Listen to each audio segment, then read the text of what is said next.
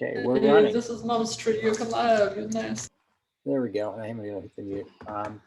Hey, everybody, it's Rob Kalman, and most of you on the call know me. Some don't. I own a training company outside of Detroit, Michigan Technology Services, and we have, tons of Agile and other courses, Scrum classes. Chet, Hendrickson, and Nigel Baker are here with us tonight, and they've agreed to talk about what agility, what's really advanced in agility, and I'll let them run with the description. But I welcome them, and what we'll do is we'll probably do about 40, 45 minutes, and then we'll save some time for questions and some answers. I'll monitor chat as best I can for the questions and answers. You can see the slide up there, and we're good to go. So I'm going to let Nigel and Chet run with it tonight, unless anybody has any logistic questions. We're good. Hi there, everybody. Nigel made 700 slides, and so we're gonna try to avoid looking at most of them. Yeah. But Nigel and I, are going to be doing an advanced CSM class here on March 24th. Apparently, is that when it is? March 24th? No, it's tonight. No, that's yeah. This is not an advanced Scrum Master class. We should make that quite clear. Good. No, it's not. It's May, isn't it? Sometime in May. Well, it's sometime like that. I don't know. Rob will send me a note sometime telling me the class is tomorrow. Please show up May 4th and 5th, chat. Okay, May 4th and 5th. May 4th, Star Wars Day. Oh, lovely. Yeah. May 5th, Cinco de Mayo. Only if you speak Spanish. Oh, but come on, Star Wars Day is far more important. Sure. It is. There we go. So basically, using a Darth Vader. Yes. No, but I use a Darth Vader, right? I also, if anyone's interested, no one is interested. I also have Skeletor for those real retro references. And if you want to go deep retro, I even have Hordak, of which I'm sure no one can remember. But either way, so it's my fault we've got too many slides. So I've done a range of advanced presentations, workshops over the years, and I sort of ran them all into a slide set. It'll be cool. I then realized Chet's not seen half of this, and no one wants to get slided to death. So I printed them out. You show them the printout. Go on, Chet. Show them the printout. It's quite thick. Yeah, it's quite thick. Yeah. This is not all of them. I've already thrown some on the floor. Yeah, don't do that anymore, Chet. So death by slides. Yeah, murder by slides, actually. So what we're going to do is I've tried to slim out a lot of the detail and just talk about it so we can sort of riff on some of these ideas a bit. Okay, that's the plan anyway. So I've just got 3 slides to set up the conversation before we get going, right? So basically, 4 or 5 years ago, the Scrum Alliance started really worrying about the state of Agile out there in the world, okay? The Scrum Alliance, you think about a non-profit around for nearly 20 years at that point, nearly, been doing training, Scrum Master and Product Owner training for all this time. It's been great, but they've all been sort of entry-level things, right? So, hey, here's 2 days to get to know Scrum. Hey, here's 2 days to get to be a Product Owner. And we're minting all these people, and people started worrying that there was sort of a gap in the market. There was not as many wonderfully experienced people out there as we hoped. So the Scrum Alliance, about 4 or 5 years ago, said, look, we really need to start thinking about how do we advance the world of work? If we're going to transform it, we're going to have to advance it. What can we do as an alliance to take people forward and help them gain those skills to become better people, to become better trainers, coaches, Scrum Masters, etc. Right? So back in about because basically Chet will talk about this, but Chet, Ron's dark side of the Scrum. Well, it's Ron and I actually, it's actually 2 of us actually came up with this idea that we call dark Scrum, which is really the usage of the incredibly powerful tools gives teams to self-manage and do incredibly amazing things, but instead. Those tools are often used to oppress the teams instead, micromanage them. The classic example of this is this thing that people call the daily scrum, where people are lined up and then interrogated one after each other about what they did yesterday and what are you going to do today and what's in your way. And you better really not say that this meeting is the primary cause of my problems. When in fact, that isn't what a daily scrum is supposed to be. And we see this in lots of places. And so we wanted to start at least telling people about this, that we're seeing these kind of weird things happen. And it's amazing how many places I've been where I explain what dark scrum is, and they say, oh yeah, that's what we do. That's us here, that's what we do. And so we're trying to figure out how to get people beyond that. Yeah. Now, as Nigel said, this started happening 4 or 5 years ago with the creation of what's now called Path to CSP. Now, the CSP certifications, Certified Scrum Professional, has been around as long as I've been in the Scrum Alliance. I don't know how long it's been around. Yeah. And over that time, we've had 3 or 4 different ways of achieving CSP. How did you become a CSP, Nigel? Yeah, so I became a CSP in 2006, I think. And there was about 120 in the world, 120. And all it was you had to write an experience report. Okay. And it wasn't even that great an experience report. So most of them are kind of like, I'm trying to do Scrum. It's not going very well. I've got some issues. Help. But if you think, joking aside, nearly 16, 17 years ago, that's cutting edge agility. Wow, you're doing Scrum, you're having meetings, but it was very much entry level. And so the Scrum Alliance has been trying to do this, offering things like certificates almost as lures, as bribes to get us Trojan courses, as I like to call them, to get learning into people like you, to get experiences into people like you, to help give you a broader set of abilities, right? And so we decided that this experience report thing wasn't the right solution to this. And so somebody had the bright idea that we should have a test. Oh yeah, a test, yeah. And a bunch of us, I was one of them, a bunch of us went down to North Carolina and met in a room with a bunch of people who know how to write tests. And we did all this stuff and we eventually created a test, which was awful. I actually wrote the part for developers, cover software development topics, and nobody could pass it, except me, apparently. And so we gave that up as a bad idea. And so we actually hit on something that I think is actually pretty good. And this is, of all the things that have been proposed and is in place to show advancement, the one we have today, I think, makes the most sense, which is a combination of experience, which is incredibly important, and some training, an additional 4 days of training and a couple of years worth of experience having done this stuff. And I think that's a pretty good approach. Yeah. It really works for me. So I remember, I was always pushing for advanced, I used to call it CSP training. I said, look, for years with the Alliance, we should do something on this. But the problem is, if you think about it, the Alliance's success was also its greatest weakness. So Certified Scrum Master, there's like 500,000 people certified, right? And so there's close to 1 million now. Now there is, yeah. And so what happened was other people in the Agile space were saying, look at you guys just certifying people after a couple of days in a test.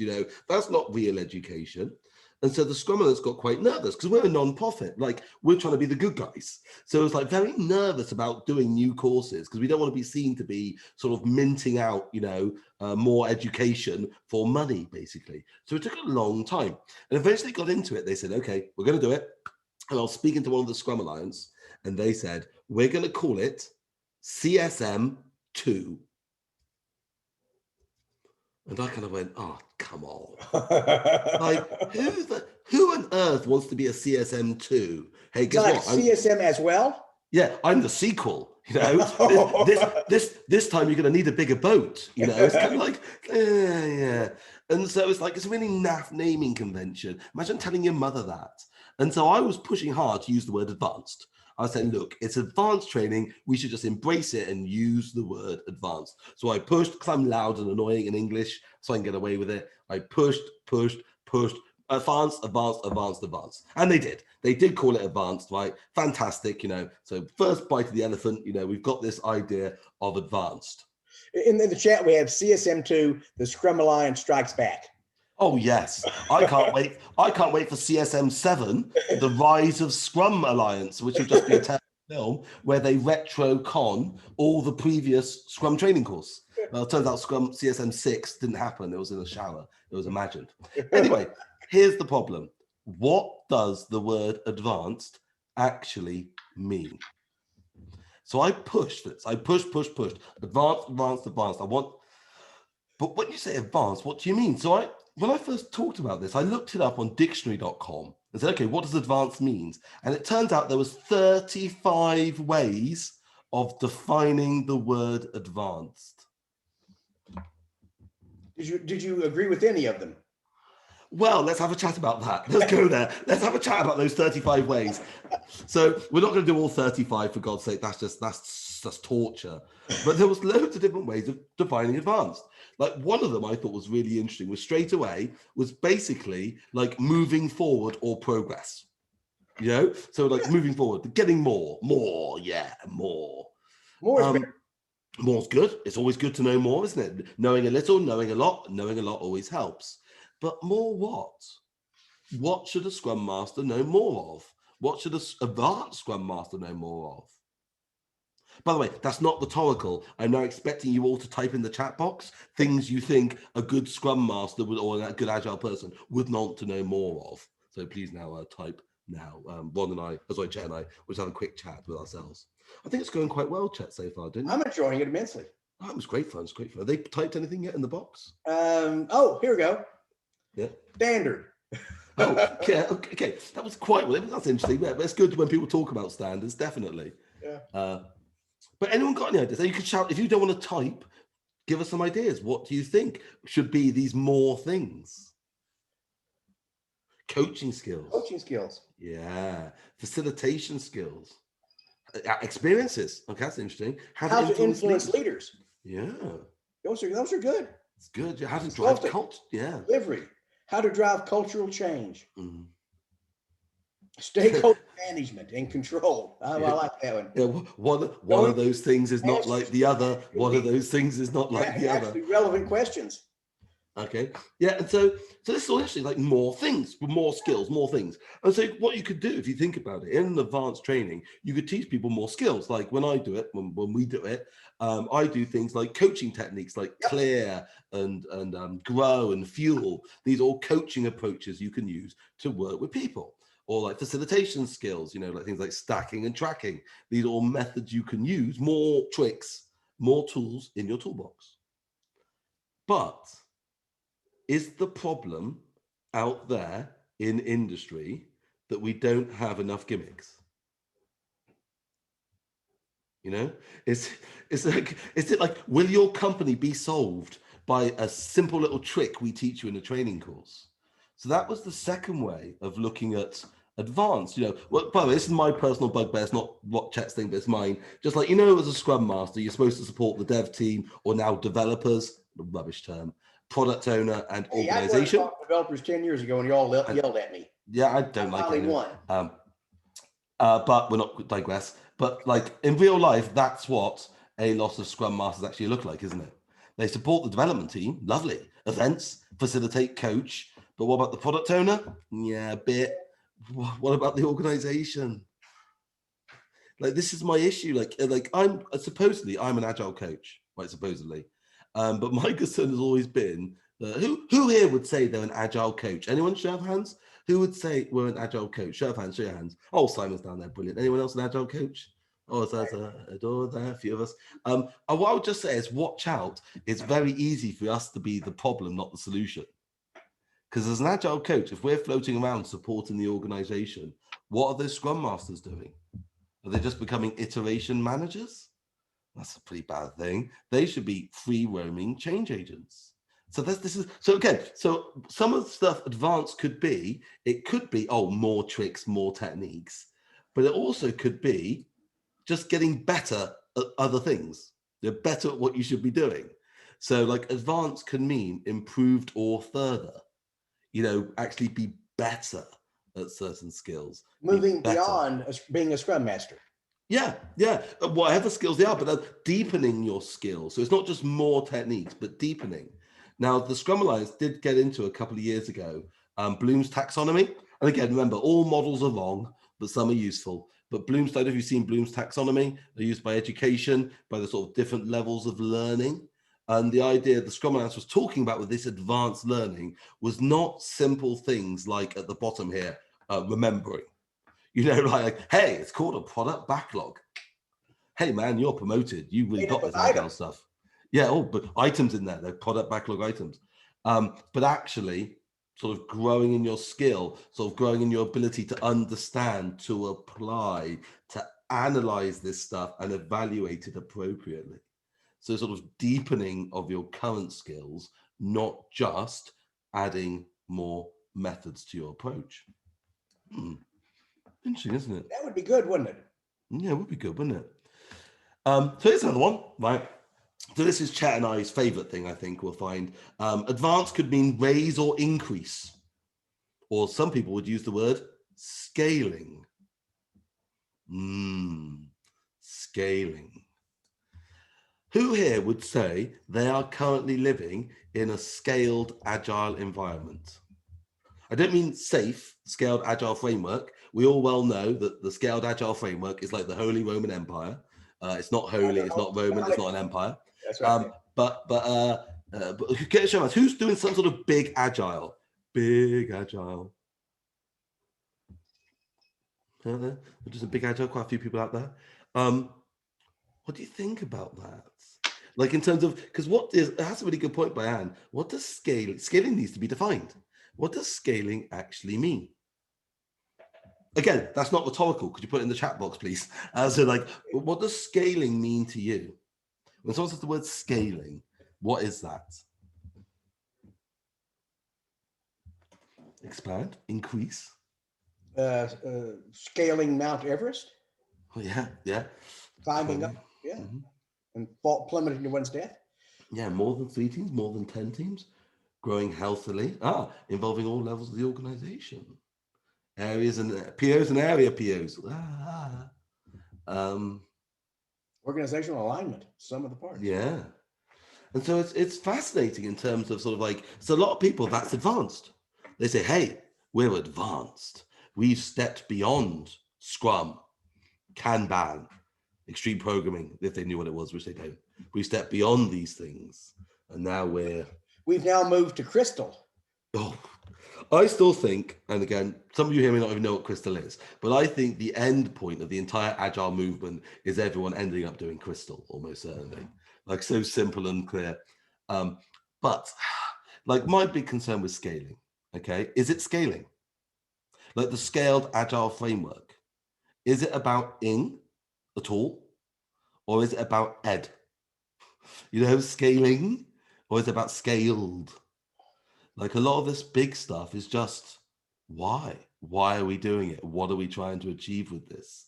You know, what are we trying to, like, I don't know if you've had it, but a lot of people will clone their teams. Have you seen this? They'll sort of say, okay, we want you all to have 2-week sprints. Why? Why do we all have to have 2-week sprints?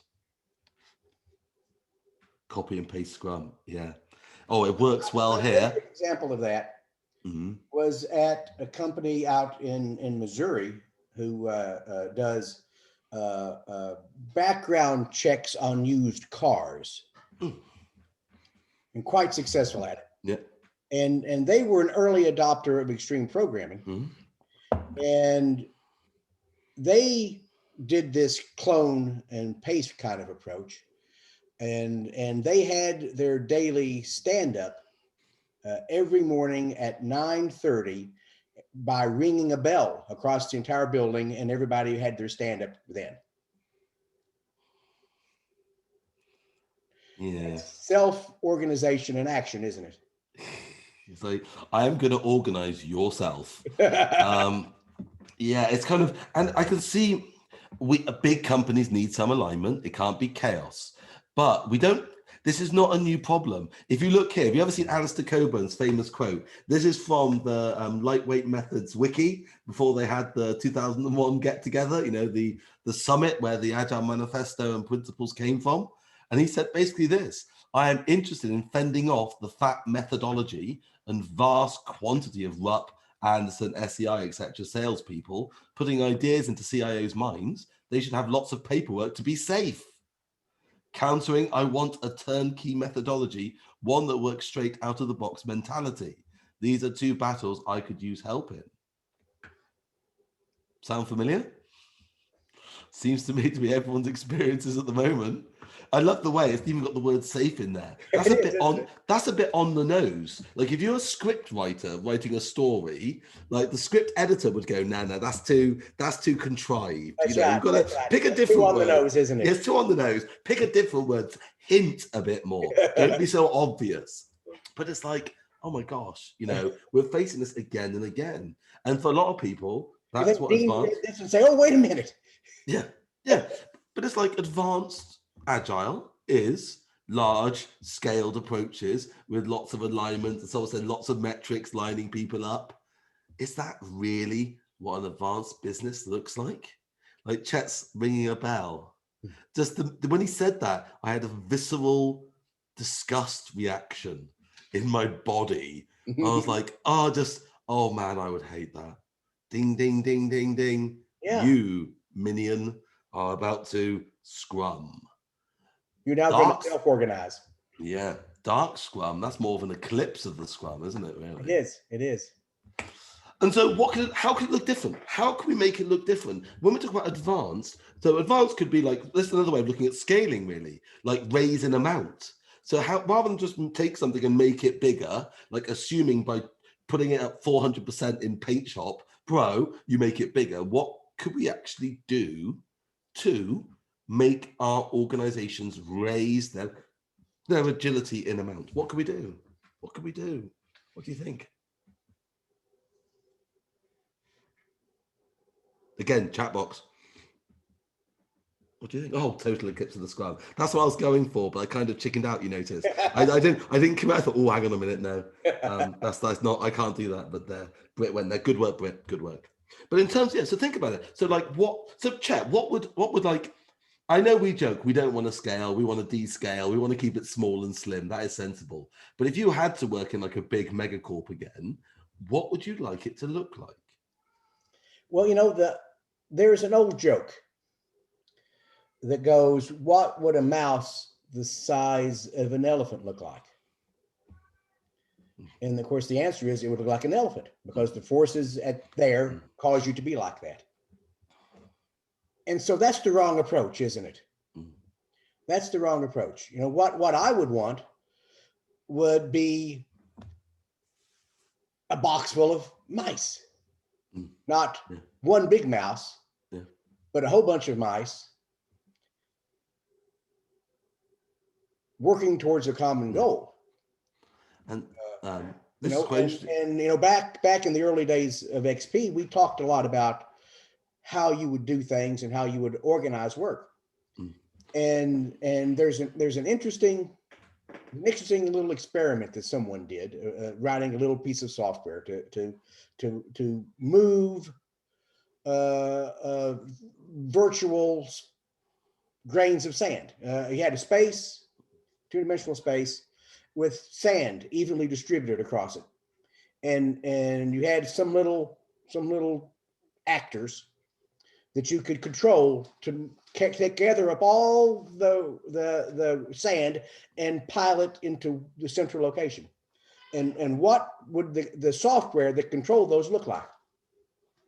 And it turns out the thing that worked best was you teach these little gizmos, whatever they are, to, if they're walking along and they see a piece of sand, pick it up and continue walking. And when you see another piece of sand, drop yours with it and continue on.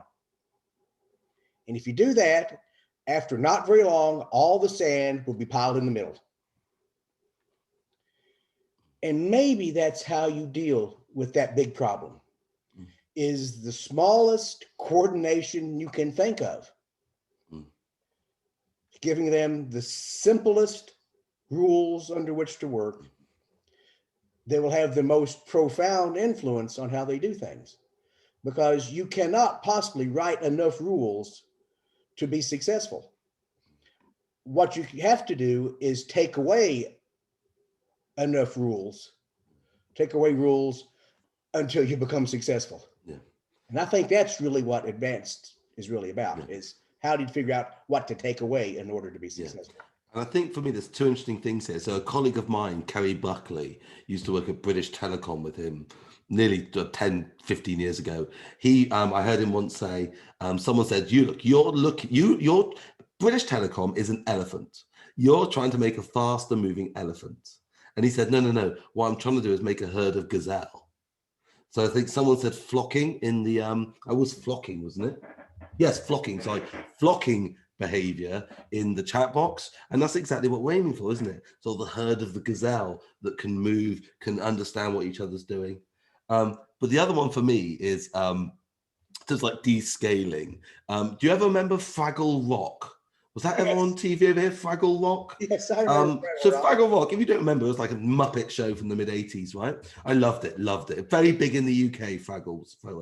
Anyway, so the Fraggles, there was like an ecosystem of Fraggles. Now, the Fraggles lived alongside the Dozers. They were terrible to the Dozers, yes. Pardon me. The Dozers would build these little structures made out of sort of candy cane, these lovely cities, and the Fraggles would smash it and eat it because it's like sugar. It's like candy cane to them, right? So, oh my God, they exploited the Dozers.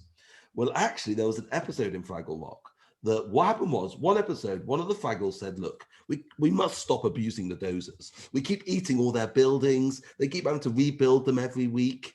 We should not eat their buildings anymore.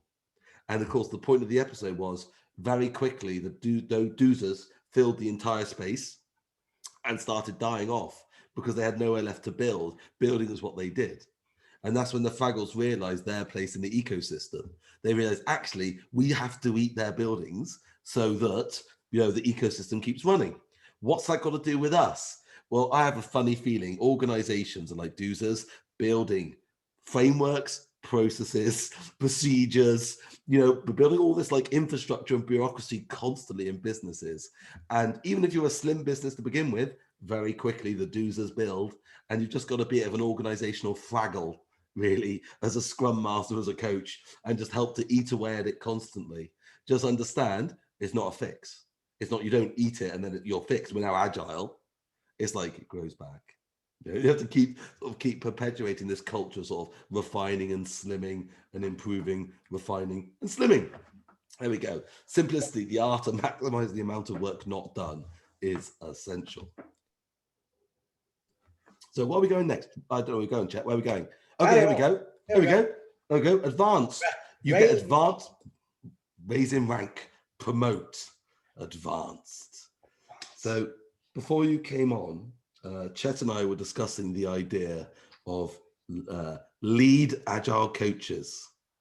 I believe that's led agile coaches. That should be a led agile coaches, yeah. But it's like, here's my worry with all this sort of talk of advanced, raising in rank, promoting. You are now a CSM 7. Is that what we're all about?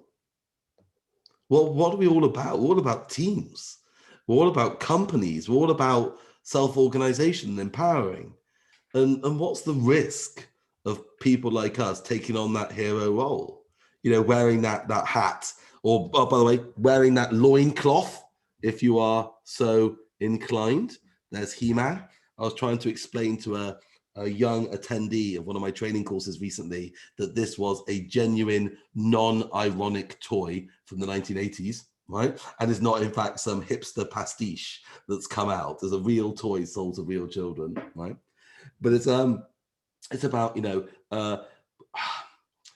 we've got to be careful. If we take on a hero position, would that flatten our team? Would that squish down the self-organization?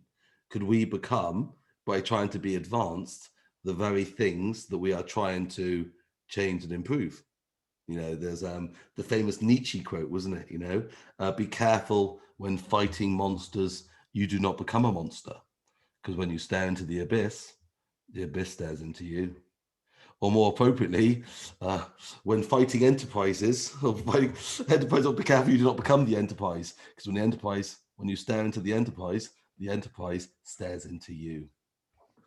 And so how many of us do you think become advocates of our enterprise organizations rather than change agents trying to improve the organizations? What do you think, Chet, about this idea of like advancing people, like, oh, I'm now an agile coach, I'm now an agile ninja supporting this? That's an interesting question. I don't know that I've really thought of that a great deal. You know, that there is in humankind a desire to move up and be seen somehow as superior to your fellow fellows, and to some degree, what we're talking about is living in a world where that no longer makes as much sense as it once did. And you know, if this was the natural way we did things, we wouldn't have to do this, would we? Yeah. We are fighting to some degree against human nature in this, because people want to be the king. And we're trying to teach people that sometimes there's joy in not having a king. Joy in the collaboration, not in the control. But yes. Again, so we'll talk about this a bit later, but isn't that a risk that some of us, through collaboration, become controlling? You know, the coach, like, so I may be jumping ahead of us here, but my big bugbear was, so I did a lot of coaching education 20 years ago before it was cool to be doing it in Agile. So I was very obsessed around the idea of Agile coaches not being coaches, right? They'd be like Agile consultants basically telling you stuff. I've always been obsessed on this. So I spent, I would say, nearly a good 10 years saying, okay, right, let's get the coaching capability into people like us so we can genuinely help other people, right? And then it happened. And now I'm a bit, because there's lots of people out there with these coaching skills, and all we've done is pretty much given villains slightly more sophisticated weaponry. So now, as a traditional boss, I would shout at you, I would tell you off, I would threaten to fire you to get results. And now we've given a repertoire of people out there, if we're not careful, skills to emotionally manipulate you. I'm not saying Hannibal Lecter, but that type of thing. Someone who can actually use skills to get what they want. That is not what we were about. That is not what we're trying to achieve. And so I think in terms of advancement, one key thing we need to think about in terms of an advanced person is our morality and our morals. You know, how can I keep my sense of principles when it is so easy not to have them? What else we got in this thing? Oh, we got off all that. Oh yeah, okay. I don't know what this one is about. I can't. To be honest, chat. I can't remember this one. I think this is something to do with like advancing money. Yes, yes, in front of yes. Yeah, in front of. I gave you an advance on your on this month's pay. Yeah, so I'm gonna have to get some help with everyone here because I don't know what this could mean. It's like it's something in the dictionary. But what do you think? It was an idea whose time has passed. Yeah, so actually, how can this be? That's an interesting point, Chet. How could this actually be happening in work when people advance something? They advance an idea. They advance. You know, what could that look like in terms of what we're talking about here? Anyone? What do you think? This term, like, but advancing money, advancing ideas, advancing credit. How do you see that in work classically?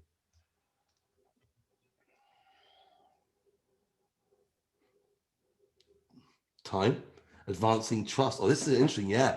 So I think we got that one coming up in a second, actually, like advancing trust, advancing respect, trying to progress, increase those things. Because my concern is a lot of the stuff we do as coaches and trainers and scrum masters is very push. It's very like in front of, you know, hey, here's an idea. You know, hey, here's the method. Hey, here's an approach. And I know there's been a lot of talk in the Agile movement over the last few years about requiring permission, requiring people to pull, not push, requiring people to want to do something, not be forced into doing something. We have a tendency to want to inflict help. Yeah. And as we gain more skills on how to do that, as we've talked about here, there is a tendency to fall into that inflicting of help thing. And you want it to be a pull kind of situation where somebody needs the help, wants to be helped, as opposed to seeing somebody who could use some help. That's misuse of those tools, I think. Yeah. Just looking for somebody who can inflict help upon. Yeah. It's not an appropriate approach. Yeah. And we all get it. I had it at a conference. The last conference I went to, I think it was American conference. So it would have been, was that Austin, Texas, I think? There was I was there. Right? Yeah. I was in a bar. It was late night. I was drinking, as one is given to do at these conferences, right? But anyway, I'm having a moan and groan about life, as you do, like having at 3 a.m., having a moan and groaning. And I was talking to a friend of mine, another coach, having a moan. And I said something, and his head tilted, and he went, what do you think you should do about that? And I was like, no, shut up. I didn't say shut up. I said, yeah, don't you dare coach me. It's 3 a.m. We're in a bar. I am like 15 old fashions in. I do not want coaching. I want sympathy. I want you to nod and agree with me and tell me that I'm right and that everyone else is wrong. That's what I need at the moment. And I think that's interesting. I think a lot of people, they don't want a manager or a boss. They don't actually want a coach or a consultant. They just want a friend. Just someone to just look at them and say, hey, I hear you, mate. Like, yeah, sucks, doesn't it? It's really bad. Yeah, it's awful. And just someone to have some sympathy and empathy with.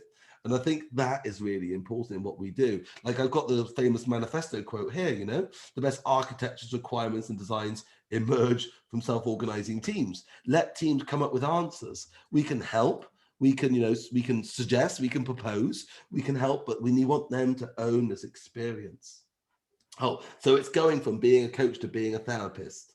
Well, kind of. Like I've always said, Scrum Master is like being a therapist for a therapist for the organization, right? So you sit them down and listen to the organization's problems. Scrum Master is not like being the okay, this is what I used to say was basically the organization, let's say, and I apologize for the reference, but it's the only one I can come up with. The organization is a bit of an alcoholic. You need to be a therapist for this alcoholic who is suffering and help them support so their improvements and change. What you don't need to be as a Scrum Master is a bartender for the alcoholic. You're not there to what's the word? To enable their vices. Yes. Right? This is not what you're there for. This is not good like coaching or leadership. You're actually going to help them find the real problems and work on those. Don't just enable them to do it slightly better or slightly easier. Well, okay. I'm afraid that sort of begs another topic of us, which is the whole idea that you first have to admit you have a problem, and give permission for others to help you with it. Yeah. And there are times when teams and organizations don't necessarily believe they have a problem. And inflicting help upon them will not help. It will actually probably actually do the opposite of that. And so you have to find places where the folks you're working with see that they need to be different. And that sometimes takes a great deal of self-control. Yeah. Because like another way of looking at advanced is suggesting or proposing. Okay. Now, I put this in before Chet got involved, but like engineering, we were joking about this beforehand, but advancing can be advancing an idea. And you know what? Like I like Agile outside of software. I renovated this barn with Scrum. Great. But I do worry sometimes that we've taken our eye off good engineering. Now, it could be test-driven development, extreme programming, it could be. But for me, I think perhaps not a lot of us come from that world and have that skill set. And so it's something harder to embrace and advance and enable. But good engineering, especially if we're in software, good engineering is the fundamental heart of all this. You can have the best daily scrums on earth, the best retros, the best backlogs, right? But if the thing you're producing is junk, if it's pardon my language, I'm so sorry, but if it's shit, right, and you use Scrum to increase the production of it, you've just created diarrhea. That's all. And that's, again, is that really what we got into this to do? I didn't. What do you think, Chet? I think, that leads us to one of my pet bugaboos, I guess, is the difference between being a coach and being a cheerleader. And we have an awful lot of folks who are going around saying that they're a coach, when in fact what they are is a cheerleader. They stand on the sideline. Coaches and cheerleaders stand on the sideline and they yell things. And cheerleaders say things that are relatively generic. Could be useful. A cheerleader doesn't care whether you're playing football or tennis or baseball or bowling. It doesn't matter to them. They cheer. Whereas coaching is different in each of those. And so in order to be a good coach, if the game being played is software development, you have to understand what's going on in order to be able to coach that particular kind of thing. Yeah. And so whatever that discipline is, if you were going to be a coach, you have to understand what it takes to play that game. And you may all be wondering why I've got these toys all over my desk. It's not because I am some retrograde man-child. Well, it is. I am a retrograde man-child. I am. But I've been working with a toy company. You trying to make toys with Scrum. Okay. And that's really interesting and very much out of my domain experience. So I've been furiously scrabbling around trying to learn a bit about the space, a bit more about how it works and how it doesn't work. And that's been incredibly fascinating. One, for how it's so close to what we do, and two, for how it's not close to what we do at all, depending on the experience. So I think, again, when I say outside, I've just realized outside of Agile, okay, or outside of software, Agile needs to understand that you need to have perhaps be not a cheerleader in those other spaces as well. Like I've seen some stuff about Agile in construction. Sounds fascinating, but I would be loath to be going and talking to loads of construction project managers on some skyscraper and sort of trying to tell grandmother how to suck eggs. Hey, what you really need to do is build this skyscraper in vertical slices. I'm nervous on that. And so we've got to be careful when we're taking ideas from one space to another, that we take them with a certain amount of care and with a certain amount of respect for where we're going. I think you have to understand how the ideas work in a space with different sets of forces. And that's really one of the changes from being a cheerleader to being a coach, is you understand that over here, there are different forces that are acting upon us, even though the ideas about how you do stuff might be similar. We might want to use the same kind of ideas, but the forces acting upon you are much, much different. If you think about, I'm going to build a skyscraper using Agile methods. I would not build it in vertical slices. I would start with something rather small to understand how you build things, but there's problems you have to deal with. And so I expect what I would do next, after I have the basic idea of this, how you put together components to build a structure. I know that, well, if you've ever stayed in a hotel that's more than 3 stories tall, one of the big problems in tall buildings is the drainage of the water. Right? Because how many times you've been on the 12th floor and in the shower and the water's up to your ankle, right? So that's a problem. And so if I was going to build an 80-story building, after I got the basics done, I'd put a bathroom up 800 feet in the air and see if I can get water to it and out of it and figure out how to do that, because that's a problem. And so all these things are reactions to the forces, the problems we have. And you have to understand what those are in order to properly coach in that space. They're not the same problems, so they're not exactly the same solutions, but the techniques at their heart have to be relatively the same. Well, we coming to end of time? I just want to make sure that we leave a little bit of time. It's 10:02. And I want to make sure you guys are aware we want to leave just a little time for some questions. Well, I don't think what we're doing has a logical end. We could Yeah. go on. Well, I know you could go for another hour. Yeah, I just, yeah. we could stay longer. Yeah. I just want to make sure. There's just There's two only things I 37 want. slides left. Oh yeah, the millions. I just want two more things to talk about. One, change Only agency. this many left. Oh, don't even joke about it. Two key things for me. One is change agency. I meet far too many agile coaches, scrum masters, leaders who are chewed up on the gears of change, right? They can have the greatest ideas on earth, but as going through the pragmatic, political, the dark world of change, chews a lot of them up. And they come flying out. We've all met coach. That last gig didn't work. That last engagement, they weren't ready for us. And actually, there's a lot there about just fundamentals in change agency that people need to understand.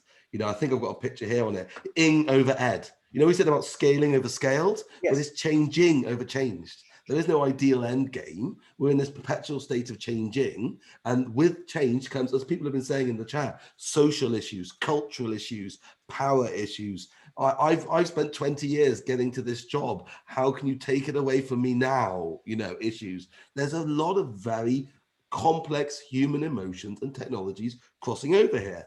And a lot of us, I'm afraid to say, tiptoe in like a little bit innocent and naive and just get gobbled up in that experience. And I'm not saying be like Machiavellian, like, ha ha ha, I'm Richard III, at last now is our winter of discontent, given glorious summer by this son of York. I'm not about that. I wanted to get the Shakespeare quote in because I'm English, but it's about understanding that with principles doesn't mean you're not pragmatic.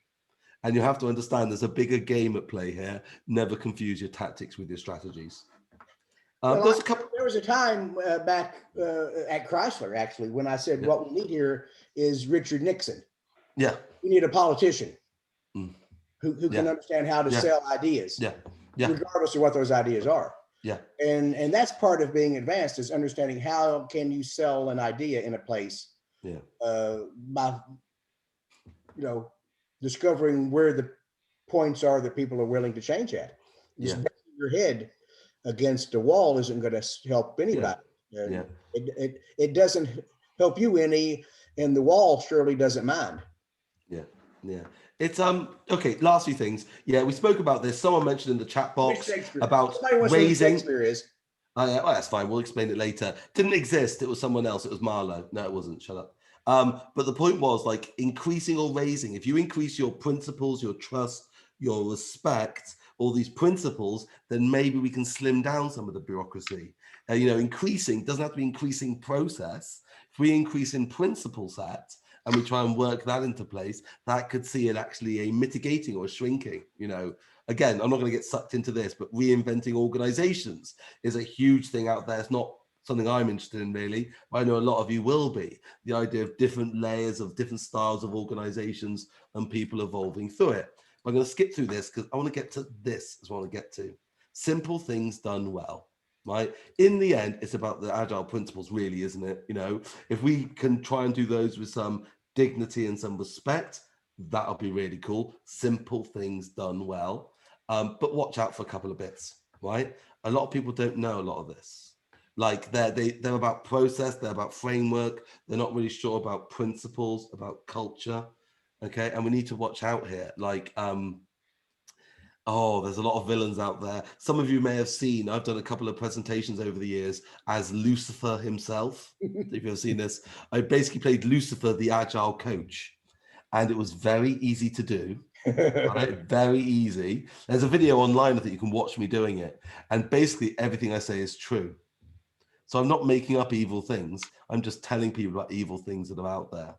And so when we talk about, principle, what does an advanced person look like? Are they like Yoda, wise, open-minded, or like Spock? And this was why I did the presentation all those years ago, because my big issue in our world at the moment is we have the Spocks out there, people of high status. They talk to you like they're a guru. Oh, thank you, David. Thank you so much for this. And it's inauthentic. It's false, it's creepy, and it's very sort of high status. Even if they're pretending to be humble, but it's obviously a pretense. Okay. And so what for me, I just think the key thing after all this about being advanced, whether it's like improving over more, whether it's like understanding it's an ecosystem over big, whether it's understanding it's advancing, not advanced, it's about that. Okay. Being wise over being some hero figure, but more importantly, being that human. And that's what I wanted to get to after all these bloody slides. Be human. You're not perfect. You're not wonderful. An advanced person, what is that? Just be the best you can be. Like me, I talk too much. I've got a lisp. I'm fat. I'm really fat at the moment, but I'm going to try and be the best fat Nigel I can be. I'm doing my best. I'm not having kale smoothies. I'm not going on 20K runs. That isn't, I would love to, but I'm just a human. I'm just flawed like everyone else, Yeah, human being, not human doing. That's a good line. It's so true. Human being, not human being. Yeah. Oh, he means human being, not human being or human doing.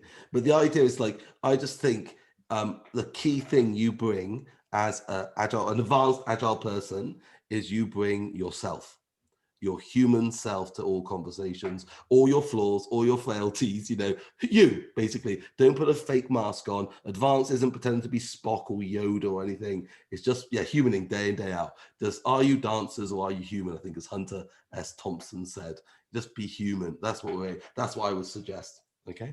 We all make mistakes. Yoda makes mistakes too. Okay. Listen, okay. now I know it's like midnight your time. And I appreciate you joining us from England. And Chet, you're Eastern time, so we can talk for a while. If you guys want to take a few minutes, if anybody has questions, we're welcome to stick around. Our time box was an hour, but we always extend. So if you want, you can raise a little virtual reactions, raise a hand, I'd call on you. If you want, or if you just want to blurt out, I'll try and John. Rob, I got a quick one, Rob. Who's that? I can't. John. Is that John? Yeah. Hey, Chet. Hi. So I don't know if you guys remember back at Blue Cross. Maybe Hi, Doug. maybe a year and a half ago now. A lot of great content, and then I think a lot of people kind of went back to the big enterprise, right? They went back to the big bureaucratic mothership. And a lot of people got deflated right away. I remember you answered somebody's question about estimating, and your response was perfect. It was like, you can estimate all you want; it's not going to matter. but you go back to a place like Blue Cross, and people are still filling out Gantt charts, and they're estimating time and estimating dollars, and I had the idea of having a bunch of questions about how do you have an impact at a large organization? But I think the idea of being a therapist and of being a coach and celebrating those simple little wins, I think that's kind of the answer to my question, which is, once you get back to that huge organization, how can you implement change even on the smaller scale? I would build friends. So don't call it a network, just find friends, get together and share experiences and help each other out. Building informal networks basically is a naff way of saying it, but get together with people and just talk about what you're doing and how you're doing it. Very sort of bottom up. I hate the term, we have to use it, don't we? Viral change. I don't want any more viral change. Thanks. Listen to my voice. Yeah, I've had a shot. I've had enough on viral change. Philly steak change, I can buy into. Yeah. Viral change, not so much. But the idea is get together, build those networks. Even if it's just you and one other person. Just like literally start somewhere, because it's so right. Like for me, you could say misery loves company, but what's just better? It's just nice to have a couple of people to say, look, hey, what are you trying? What are you doing? Let's not go big and mad. Let's just line up a bit and try and help each other out. Yeah, it's not necessarily gonna make it all the way up to the VP level, but you could at least horizontally and somewhat diagonally, you can sort of gather people around you and help them. Yeah. Even if it's just a simple thing of like, I'll help you fill out some story cards. Stop wasting time filling out an estimate or let's work together. Let's have a meeting and work together.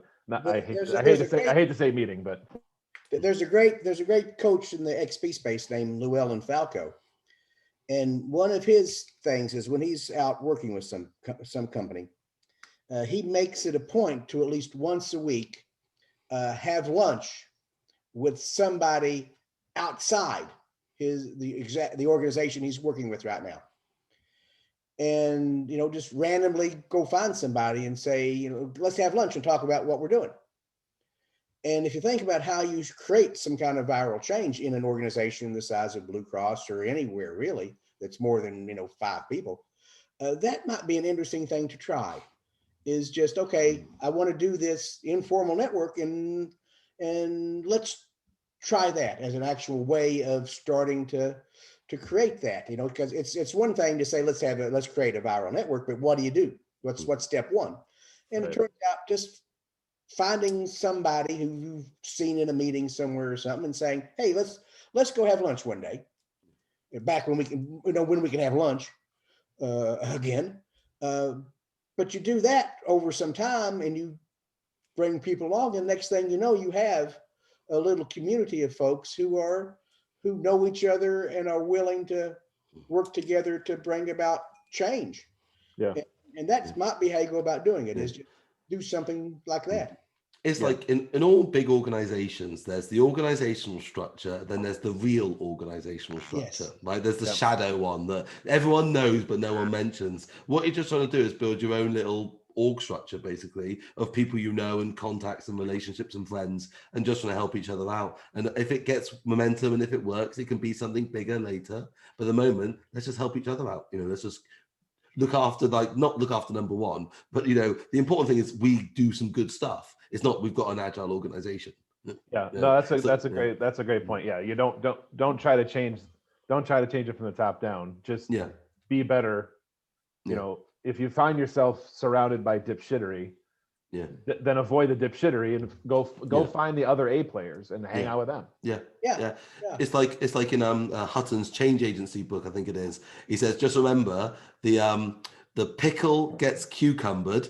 The pickle cucumber gets pickled quicker than the vinegar gets cucumbered. Yes. Basically, get them in the end, which is you got to be aware of fighting your own battles. But that's why I quite like Change Agency. It makes me separate strategy from tactics. I think, okay, ideally we would be there, but the moment we're here, and I've just got to do a few simple steps to make my friends' lives better. I think. And listen, there's going to be it's a slow moving freighter. Yeah. Okay. Yeah.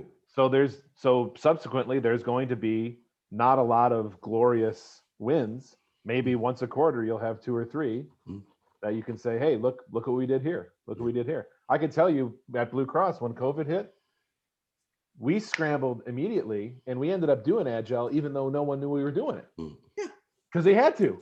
Yeah. There's no other choice. There's no other, we're going to wait 2 months for the data to come in. No, you're not. I need it right now. Yeah. So, well, I always say that it took the Israelites 40 years to be able to get in a place where they could enter the promised land. That's and they had a whole lot better coach than you're going to have. And you kind of have to understand that this is a generational kind of thing that has to happen. Yeah. You can't just snap your fingers and the world be different. Yeah. Otherwise, we would have done that a long time ago. Yeah. That only happens in stupid movies where somebody snaps their fingers and the universe changes. Well, keep track of the little wins too. It's little change over a long time. Yeah. Small changes over long periods of time that make a difference. That's how all change happens. You go back and look across the history of mankind and find places where there were huge cultural changes happened overnight. You don't find them. Right. Things take time. So I think John's got a question, I've been told. John's got a question. Yes, John's got his hand up. Hi, John. Hey, I found the whole discussion fascinating around advanced. I really appreciate that approach. And it made me think of a parallel space, which is in education in the US, in public school teaching. After the Nation at Risk report in the early 80s about our education, they came up with the National Board for Professional Teaching Standards. And the idea was creating an accomplished teacher, an accomplished practitioner And a lot of the things that you're talking about, if you go look at their, and I'll send you info, if you go look at their mission statement and what they're trying to accomplish and what it means to be licensed or certified, addresses a lot of the different things you're talking about. And part of it is, they're even doing research on people who go through national board teaching. Does it make them better teachers? And do the people, or is it just the people who are better teachers want to go through the training? And what they've shown is the training itself has a statistically valid, significant impact on the classroom performance. And it would be great, if you looked at Scrum, you looked at, for example, things, where do we actually, because we're trying to improve the quality of work, right? And so I think it's a really interesting space because teachers are very much like Scrum masters in the classroom. Yeah. So it's like in the UK, our teachers have to have a qualification because my wife has it. NQT, newly qualified teacher. So all teachers have to get a certain qualification to be allowed to be a teacher. Right, So, but this is what they've done is, while all teachers generally need that here, there's this optional certification that's pretty extensive, right? And so it's what were they trying to accomplish with that advanced certification? Yeah. And that's what we were talking about here. So the Scrum Alliance hasn't got it perfect, like still some of the naming conventions are a little bit like, hey, you do advanced Scrum Master, you can become a CSP SM. I don't know what that is. Sounds nice, but I think that the idea is trying to build up this deeper, stronger community. Like these are the 2021 numbers. So you notice like, okay, the higher level certificates, the top end certificates, they're still small, but they've gone up, especially coaching at 40-odd%. And so we're trying to bring that world of work forward, but it requires all of us, it's like, as Moses said, Chet said over here, he's not going to be there at the promised land with you because he's old. Chet's old, remember, old man. I may be there because I'm young and beautiful, but Chet may not be there because he's old. And anyway, the point is that, we've got to pull together and there's loads of options out there to help advance that. Britt, you had something to say. Britt? Yeah, I just had a logistical question. I posted in the chat. So I really want to take my ACSM with y'all, but I think the next session that you're offering is during a weekday. Do you ever do them either at night or on the weekend? Should I just keep an eye out for that? I could say that we are going to talk about it. It depends if I can get Nigel and Chet to work in a weekend. So. Remember, Totally Nigel is 5 hours different from us, right? You're So It's 11 o'clock at night there. Yeah. We're probably not going to do a night class. Yeah. Anytime soon. Maybe one day you can come over here and we'll do it together in person. But we might. I'm not opposed to doing the weekend one. So if we can, if Nigel's up for that, we can talk about it. Yeah, I'll see about it in the future. Yeah, it's I think what's interesting for me is something we didn't mention, by the way, is one of the great advantages of those advanced experiences is your experiences. You bring a lot to the table as attendees. It's not a case of you get talked at for 2 days. It's very much we work together to find interesting ideas and interesting conversations. And that's one of the reasons you have to have the experience. It's not just a hurdle to get over. It's not just a ticket punch. It's having those experiences so we can have meaningful conversations about those and share each other's experiences. Yeah. And you get a lot from each other, not just from us, which I think is brilliant. Properly one day we can actually do it without showing up. We can just put people in the room and they'll figure it out for themselves. And that would be the most advanced Scrum Master class you could have, I believe. Awesome. Thanks, y'all. We'll still charge, but we won't be there. I have to ask though, I get the y'all. You're down south? Born and raised in North Carolina, but now I live in Philly. Well, thanks for joining us.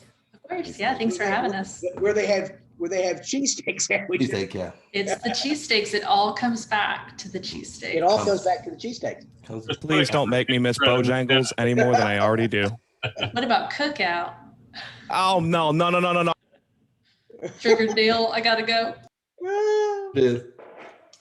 So any final questions for us? I know some of us have to go. You've got other things to do. Eat your tea. I was on your dinner. fine. You know, Yeah. I'll wrap it up by saying to everybody, really and truly, thank you for joining us. I love having it a large group, and especially when Nigel and Chet get together, it's a lot of fun and it's educational. So I hope you all appreciated everything. If you have questions, you know how to get in touch with me at michiganagiletraining.com. I think everybody that I emailed, you all have invitations to join the Zoom. So you've all got my email address. You know, reach out, call. If you want to join us May 4th and 5th, let me know. Any other final comments or questions, Nigel, Chet? No, I'm going to go have my Chick-fil-A for dinner, so I'm all set. Wait, I'm going to read you one joke from my Agile joke book that we've just launched here in the UK, Pun Mastery. Agile jokes for agile folks. Ready for this? Okay, let's I find thought one you here. were the Agile joke. I am very much the Agile joke. I've got one for you here. Let's find it. Here we go. There once was an eager Scrum Master who wanted his team to go faster. He strapped on a rocket he found in his pocket. They were last seen high over Nebraska. There we go. Thank you so much. It's an Agile joke for you. There we go. So that's advanced, of course, isn't it? It is. There we go. Thank you so much. Thank you all for showing up and putting up with us for an hour. Was that rhyming Nebraska and faster? Yes, it was. Yes, but my English accent ruined it slightly. But you could do Nebraska and faster, or Alaska and faster. Yeah. You just have There to you go. practice your American accent and just slur everything together. It's just fine. It's just. Okay. Here we go. Okay, there we All go. right. Okay. That's good. All right. Thanks, guys. Take Good care, night. everyone. Cheers, everyone. Thanks, Bye-bye. Rob. Cheers. Bye. Bye. Yeah. Bye, everybody. I get out of here. Record.